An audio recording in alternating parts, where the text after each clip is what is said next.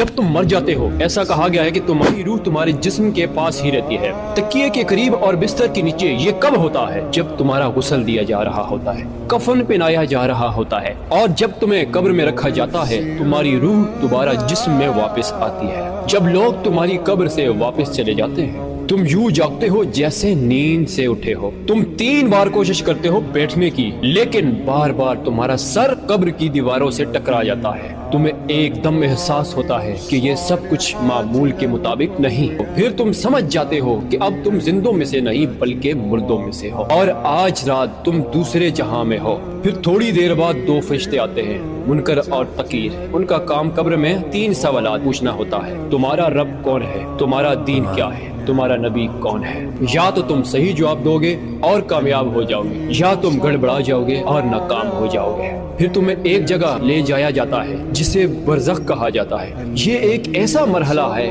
جہاں 2 دروازے ہوتے ہیں، ایک دروازہ جنت کی طرف، دوسرا دروازہ جہنم کی طرف۔ وہیں تمہیں قیامت کے دن تک انتظار کرو گے۔ پھر حساب و کتاب کے بعد فیصلہ ہوگا تم جنتی ہو یا جہنمی۔ اور کبھی کبھار تمہارے رشتہ دار، دوست، احباب تمہیں قبر پر آ کر یاد کریں گے۔ کہا گیا ہے کہ ایک فرشتہ آئے گا اور تمہیں اطلاع دے گا، تمہارے بیٹے نے تمہیں سلام بھیجا، تمہاری ماں، تمہاری بیوی، تمہاری بیٹی آئی ہے۔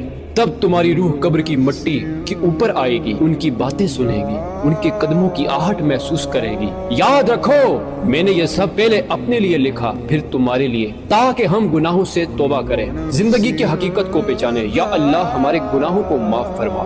کمنٹ میں آمین ضرور لکھیے گا۔ نبی کریم صلی اللہ علیہ وسلم نے فرمایا میری طرف سے ایک آیت بھی ہو لوگوں تک پہنچاؤ، بس اگر تم تک یہ بات پہنچی ہے تو کسی اور تک بھی پہنچا دینا۔ جزاک اللہ۔